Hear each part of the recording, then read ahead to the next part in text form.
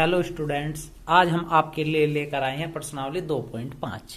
तो बच्चों 2.4 तक के हमने पिछली वीडियो में सभी सवाल हल किए थे। अब देखते हैं 2.5। तो 2.5 में सवाल नंबर 1, उपयुक्त सर्वसमीका का प्रयोग करके निम्नलिखित में से प्रत्येक का गुणनफल ज्ञात कीजिए। अब वो क्या कह रहा है, हमें गुणनफल ज्ञात करना है, पर बच्चों किसकी सहायता से? सर्वसमीका की सहायता से। तो हमारे पास हमारे बुक में कुछ सर्वसमीका दी गई थी, जो भी सर्वसमीका जिस सवाल में लगेगी हम उसी के हिसाब से आपको सर्वसमीका भी बताते रहेंगे। सर्वसमीका का तात्पर्य है सूत्र से। यहाँ पे बच्चों एक हमारे पास सूत्र है यहाँ पे, x plus a x plus b बराबर होता है, यह एक सूत्र है x की power 2 plus a plus b x और प्लस ए बी। ठीक है बच्चों, इस सर्वसमीका का हम प्रयोग करते हुए सवाल को हल करेंगे। हल करने के लिए हम देखते हैं, हमें एक सवाल दिया हुआ है x प्लस 4 और x प्लस 10।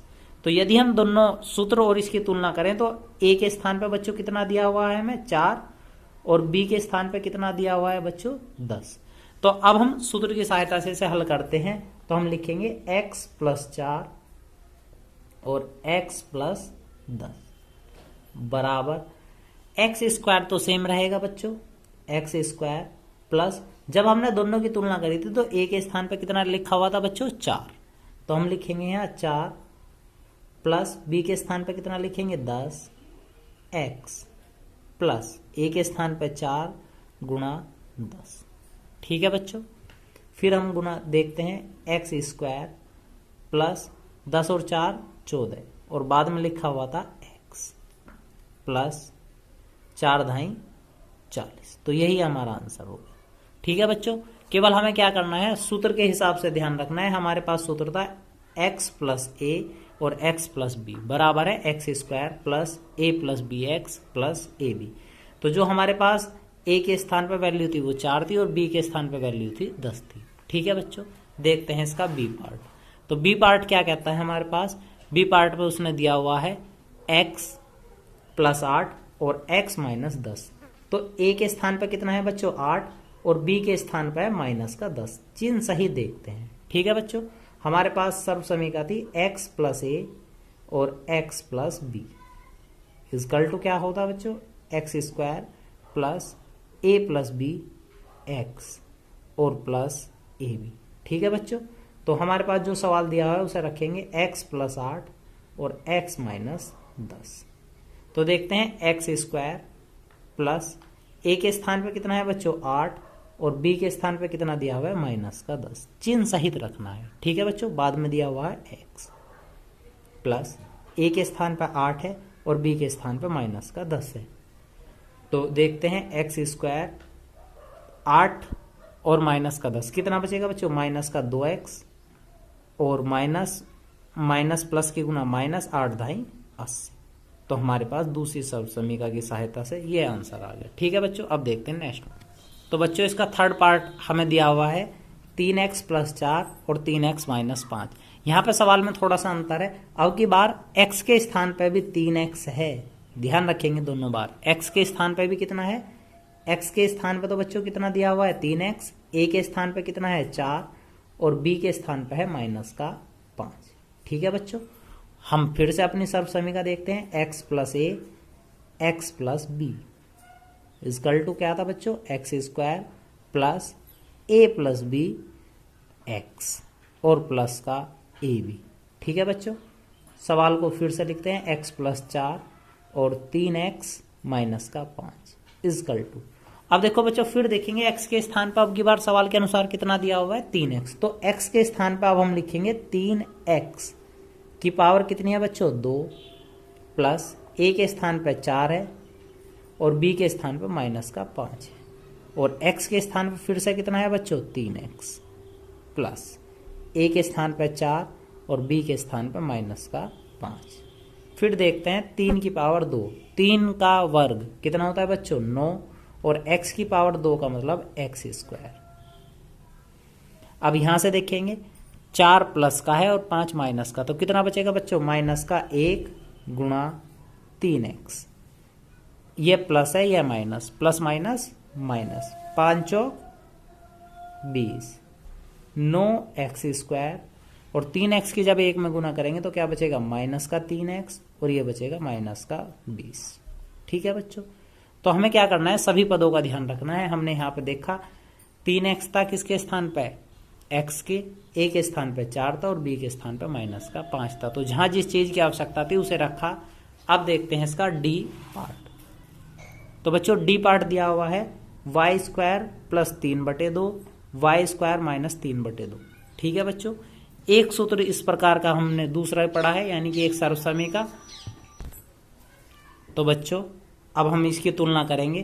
तो हमें जो पहला पद है x के स्थान पे यहाँ क्या लिखा हुआ है बच्चों, y स्क्वायर। तो x के स्थान पे तो क्या लिखा हुआ है, y स्क्वायर, और y के स्थान पे क्या लिखा हुआ है, y के स्थान पे लिखा हुआ है 3/2।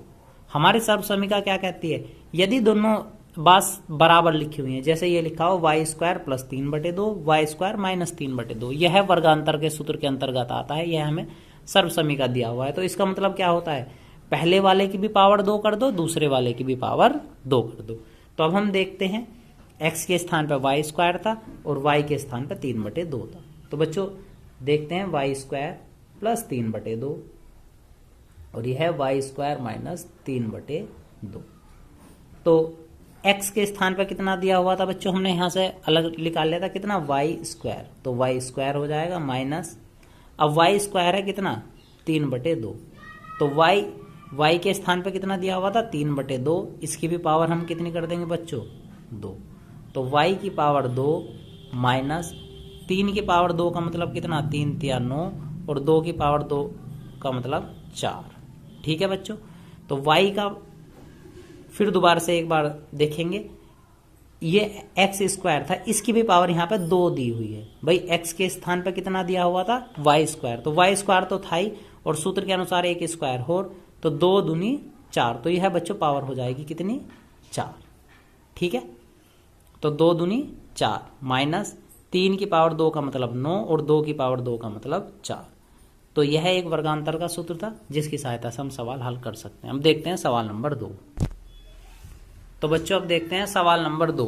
तो सवाल नंबर 2 क्या दिया हुआ है, सीधे गुणा कीजिए कि बिना निम्नलिखित गुणनफल के ज्ञात करना है। यानी कि हमें अब की बार गुणा नहीं करनी है, सीधा क्या करना, गुणनफल ज्ञात करना है, यानी कि सर्वसमीका की सहायता से। ठीक है बच्चों, हमें दिया हुआ है 103 गुणा 107।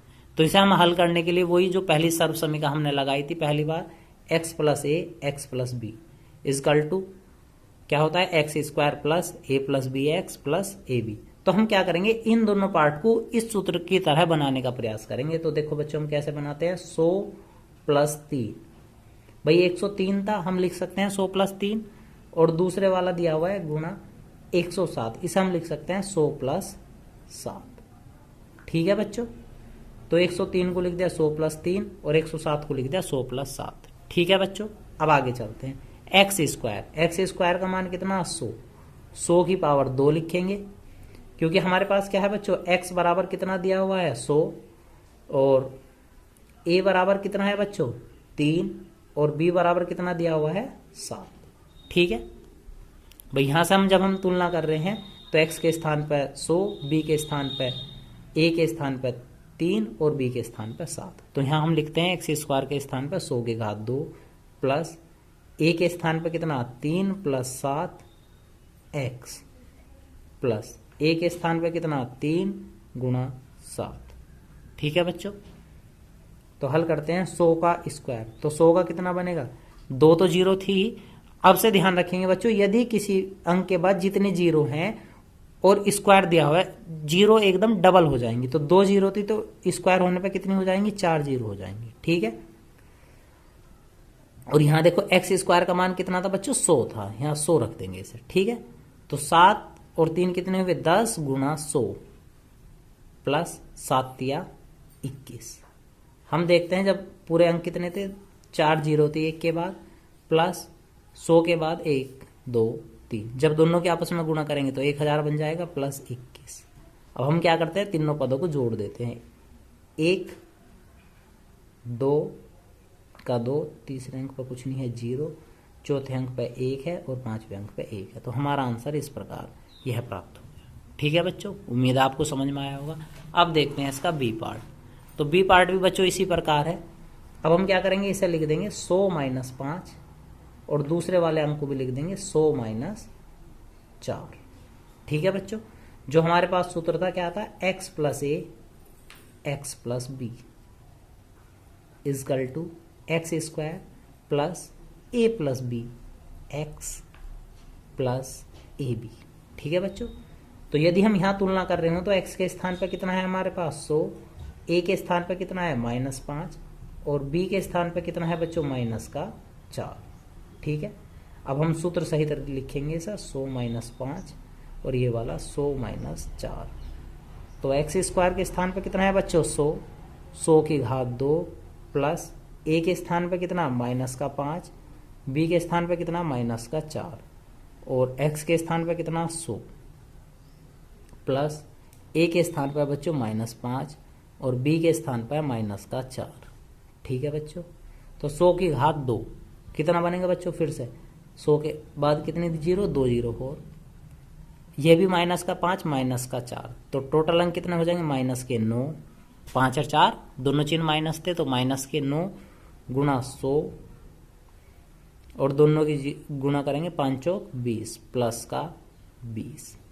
ठीक है बच्चों, प्लस वालों को ऐड कर लेंगे 1 2 20 हो जाएगा, -9 से की और 100 की गुणा करेंगे तो कितना आ जाएगा हमारे पास 900, 0 की 0, 2 का 2, यह 0 0 को 1 हासिल ले लेंगे 10 में से 9 गए 1 और पहला अंक 9।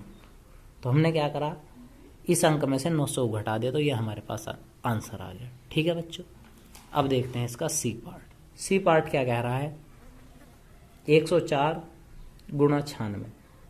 तो बच्चों 104 को हम कितना लिख सकते हैं 100 प्लस 4 और इस 96 को क्या लिख सकते हैं 100 माइनस 4।